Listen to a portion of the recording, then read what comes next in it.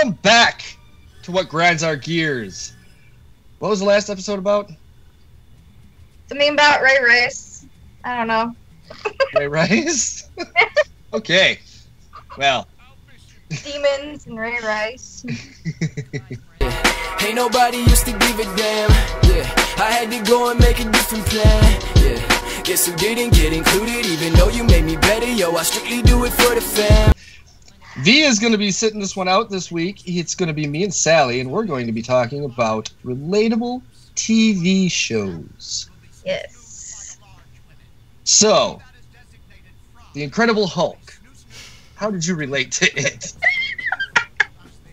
Well, when I get hangry, I feel like I could really Hulk smash things. Actually, when I get really hungry, like...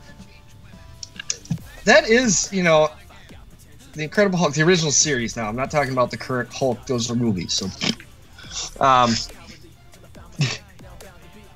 that one, I suppose, could be relatable for some people. Always trying to do the right thing. Always ending up on the wrong side of the, well, somebody's law.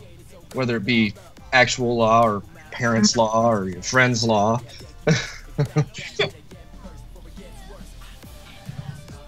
Huh.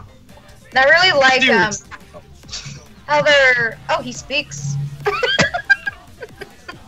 That they're like shows for each generation too. So like obviously like for like grandparents, it's like, you know, I Love Lucy, Dick Van Dyke Show, like reminds them of the simpler days. You know, they can relate to that. You have like teens. You can have like Degrassi's a big one. I've watched that since 2001. Still, even I'm not a teen anymore, and I don't care. It's still great. So I've watched every generation, every season of that, and addressing topics that normally are not talked about on like cable TV and stuff. Because currently, Degrassi was originally on Teen Nick. Now it's on Netflix. So I think more people have access to it now on Netflix, and they're seeing like these topics that wouldn't be talked about on like Disney or Nickelodeon, and they're getting actual some life advice on how to handle stuff. So talking about Degrassi, as a matter of fact, when I was in middle school, you know, some 20 odd years ago, wow,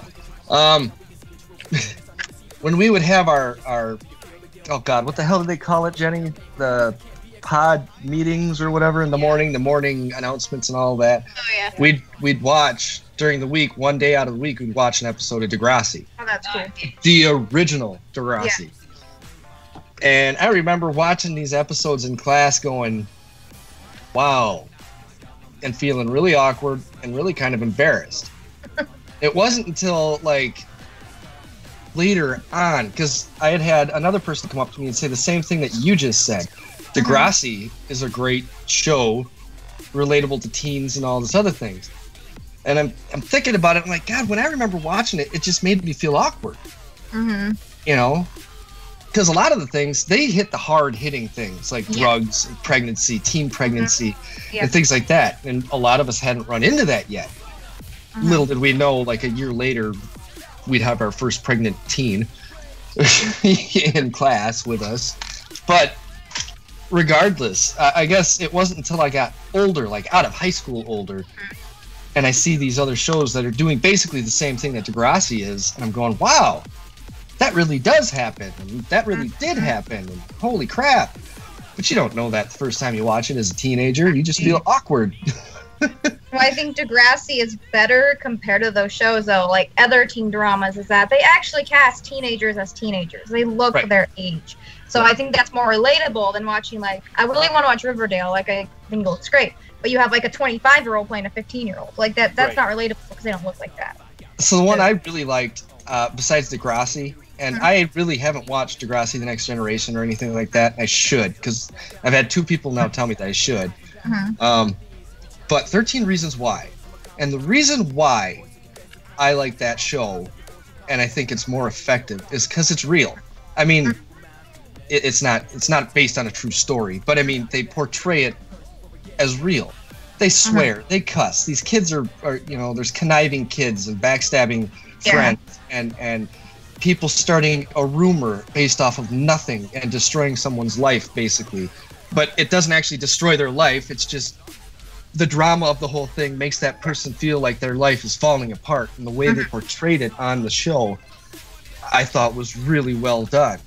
And I'll be honest, I let my 13-year-old son watch it, and he really, really liked it. You know, he's kind of a drama queen.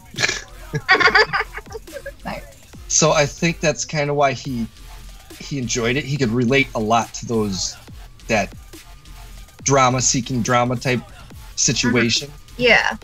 But even he at the end was like, shouldn't watch it. It's so graphic. They show everything. And he's talking about the very final scenes in the show where she's slitting her wrists. Yeah.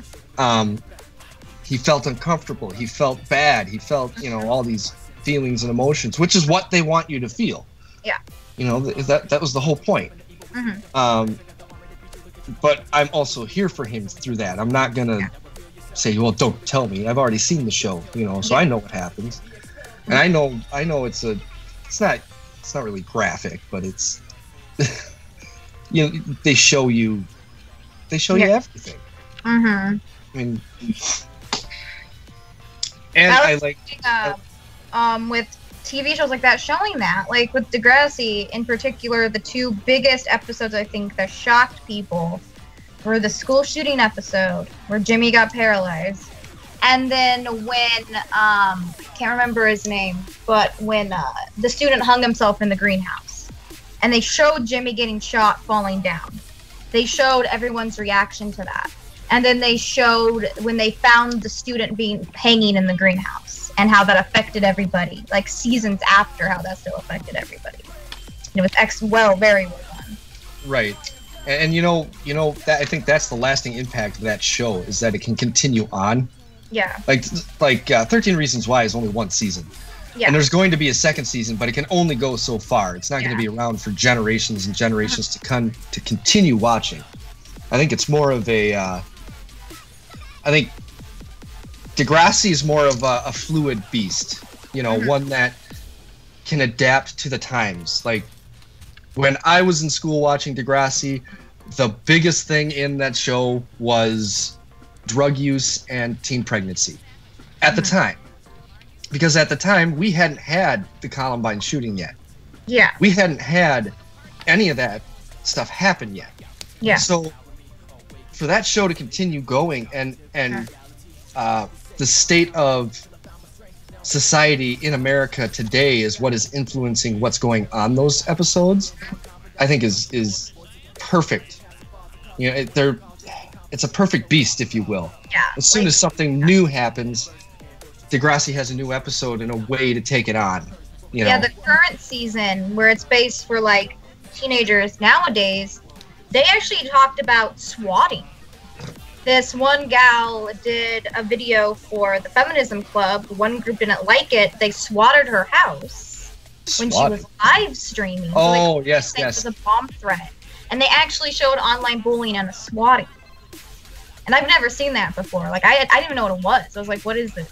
I didn't know that's what it was called, but I know what you're talking about.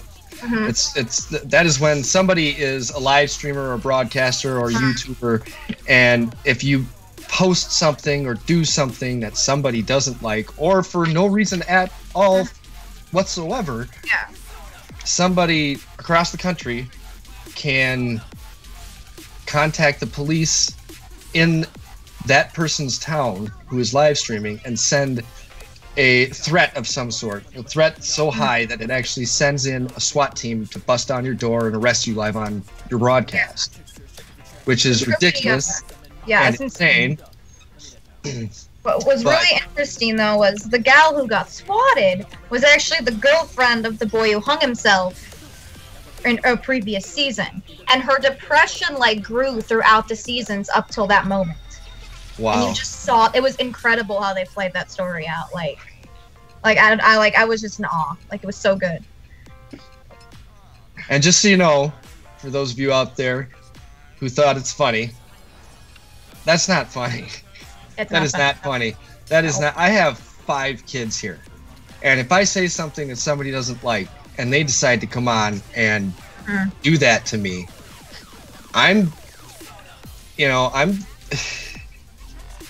We don't have the money to send our kids to babysitters and stuff like that. So my wife is a full-time mom. She takes care of everybody in this house, all the while trying to earn money through her own ventures. You know, she's a busy woman. So if I'm taken away because of some dumbass's prank or because somebody didn't like what I said, that's not just going to hurt me. That's going to hurt everybody in my house. Yeah. You know, and then luckily nowadays, now that the FBI and most local authorities know what this is, it's usually just more of a, what is it called? They break into your house, they hold you, and then they ask you what the hell's going on, and you're like, I don't know.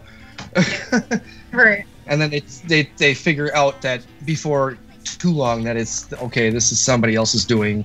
We're not going to take you to jail. You obviously haven't done anything. Yeah. But still, not cool. Yeah. What I love about Degrassi for being that influential show, I think it encouraged other shows to do topics like that. Because another show I loved watching growing up was One Tree Hill, and I rewatch it all the time to this day. Like, I'll just binge it. But they actually had a very good, I wouldn't say good, but a very shocking school shooting episode, very similar to Degrassi's. And it was done a different way, and with a different kid situation who was upset. But how they handled it was very good as well. And then they also talked about, what I liked about that is one of the girls found out she was adopted, so she went looking for her brother. And, I mean, that was interesting, too. Like, they inspired a lot of good ideas for other shows to do that. Even when some were a little bit, unbelievable, like, a psycho's gonna kidnap me before prom. Like, the odds of that happening are, like, very slim. But, there's a lot of, like, reasonable ones within those shows as well, I think, because Degrassi, what made it okay. You know what? Okay, now this isn't going to be a TV show. This is actually a movie, and I can't exactly remember the name of the movie. Maybe V can look it up while I'm talking about it. It stars Dee Snider of Twisted Sister. And in this movie, he plays, and the reason that I'm trying to make this relatable is not because of the plot line, it's because of the outcome. So, Dee Snider, he's the main character. He plays a pedophile in this movie, all right, who lures children through the internet to his home, blah, blah, blah. Yeah. He's arrested, he's incarcerated, he's put away, he's been institutionalized, right? So his time comes to be released, and obviously they relocate him. They tell everybody, that he's there because he's on the sex offenders list and this and that. And so what happens is, now he goes to prison not because of the pedophile thing, but because I think he killed one of the children. Ooh. So he was away for murder, not just pedophilia. Yeah. Anyways, so he's been institutionalized, he's released, he's back in the public, and when he comes out, he's not who he was when he went in. All right? You can't say he's reformed, but you can't say he's still the same person. He's been institutionalized. So he's doing everything in his power to resist all of these things, to do anything illegal. He dresses nice with button-up shirts and a bow tie. He stays off the internet. He stays in his home. But somebody figures out what he did specifically. Because when they release you, they don't tell you what the person did. They just tell you why they're on the list. Yeah. So this person digs and digs and digs and digs. And I can't remember if it's for revenge because they knew the child that died, or if it was just because of fear. I can't exactly remember. It's been a long time since I've seen the movie. But by all accounts, Dee Snider, who played, I think his name is, can't remember. Anyways, he's doing his best. He's actually following and abiding by the law. But this group of people comes along, they figure out who he is, and they want him out. So they try to get him out by putting him back in prison. So they keep luring him to use the internet, baiting him with children, baiting him with these things that are trying to push him back into the life that he once was, but no longer is. Until finally, at the very end of the movie, they get what he wants. He turns back into this monster. He starts taking children again. And then the question is posed at the end of the movie, does reformation actually work, or is it a product of the public opinion that makes you who you are once you've done something bad? You know, I guess it's like that first offenders club, depending on what that offense is. If you do one certain thing in your life, it could destroy the rest of it. You know, if you were a teenager who screwed up because you had pot and crack and coke in your pocket at the same time and got caught. At the same time.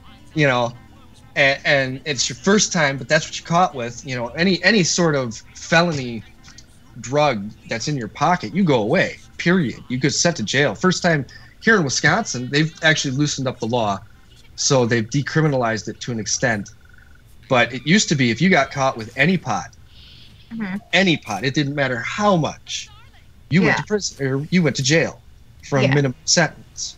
You know, and then once that stigma hits you, are you that person for life? Good question. And how does that the record and how does that? I know that's kind of off topic because it's a movie. It's not necessarily a relatable TV show. Yeah. I think it's a lot of these people who go to jail, they're not bad people. They didn't do things that were harming other people. I'm not saying everybody. I'm not saying everybody. There are people in prison that belong there for good reason. But there are some people there that they screwed up that one time, you know? Yeah, like with pot. Because like in my state, I live in Washington, it is now legal medically and recreational. So as long as you have a license to have it and you do it within your house and not out in public, it is perfectly okay. And how's that been going in your state? It's going good. The taxes have been really helping. There's probably 5 or 6 pot shops in my town alone, and there's a lot of employment going up. Like it's been really helpful. Also, pot farms have been starting too. So like right outside of the town I live in, there's like 2 or 3 pot farms where a lot of people are going to work out there. God. Yeah. I can only imagine. I can imagine me and Jenny driving down the highway, and because we're used to cornfields and soy fields out here. It'll be pot fields out here. I can only imagine. Like I picture V's face one of these days when he drives through, and he comes to visit us here in Wisconsin. And they just legalized pot, right? He comes to visit us. He's driving through, sees all this corn because that's all we have, and all of a sudden he gets to our county. And there's just pot galore all over. I can see him salivating right now. Right? Well, I was saying that when he comes to visit me, I'm like, I could do a little tour of all the pot shops in town. So. And me and Jenny, of course, would oblige him, as well as ourselves, because God knows if it was legal here, I'd be fucking stoned. Is it legal medically, at least? No, it is not. Oh, not yet. They have a bill going forth. Okay. That would. Oh yeah, skins. I was gonna bring up skins, but we started talking about pot. But yes. But it makes sense. There's a lot of drugs in skins. This is now the pot broadcast. We have pirated this channel. They party a lot and get high in skins. So pot is it's a good segue. What is skins? I have not seen this. Basically the British extreme version of Degrassi. And by the way I say extreme is it's not like it's based on like not like a whole bunch of kids, but a group of like 8 friends. And they each go through each like these different extreme things. So it's not like sometimes it's a teenage pregnancy, sometimes it's one of the kids got hit by a bus and he actually had to learn how to walk again and stuff like that. So I would say it's a little bit more R-rated version of Degrassi. With just as British, but it's still a very good show. Like it's an excellent show. See, all the examples I keep coming up with are movies. Another one just popped in my head. That's another movie. This one's actually more relatable than the last one because the last one just was more of a question of whether or not reformation works. This one's actually, I had a friend go through this with heroin. Train Spotting. Dark, and it's kind of classify some of it as dark humor. Okay. But it's basically the story about a group of friends who are all heroin addicts. They all have the same heroin dealer, and they're family. Like they've become this family because of this drug. They were friends before, but now they're family, and bad things happen in this movie. It's very, I can't personally speak to it, but I had a friend who was a heroin addict and came to me for help after one night that I basically threatened to beat his ass because he showed up at my house high. Mm-hmm. And I knew that it wouldn't have mattered because he was high. He wouldn't have felt it. But the very next day he came to me and he asked me to help him out because he knew that I was working on remodeling a old chiropractor's office into a rehab clinic. Okay. So I helped him out and he got himself clean. And I stress that he got himself clean. The clinic did nothing but give him that fix that he needed at the moment. Yeah. So he had to do it 100% by himself, pretty much, weaning himself off the drug and this and that. But Trainspotting, I guess the reason why it kind of hit home for me and the reason why I will never touch the drug, as you know, you can lose time as a heroin addict. And when you lose time, it's when you basically black out. And for any extended period of time, you don't remember it or you can't bring it back. So there's a scene in this movie where all the friends are getting together. They're at the drug dealer's house, and they all shoot up together. The drug dealers have a baby, right? Well, I don't know if this strain was just a little bit too potent or whatnot. They ended up passing out and being high for 3 days. Oh my God. In the meantime, that baby starved. Yeah. And they show everything. Oh my goodness. That's insane. And in later scenes in the movie, when Ewan McGregor is trying to get clean, he basically barricades himself in his room. This is how serious he is. He's literally nailed wood to his door so his mom can't even open it. He's blocked the window up. You know, he's there. He's getting clean no matter what.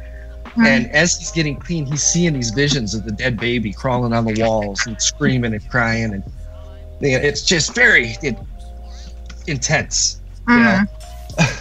So I've personally never been a heroin addict. I cannot speak to it, but if there was a movie that could get me to understand anything about what they go through physically and mentally, I would have to pick Trainspotting.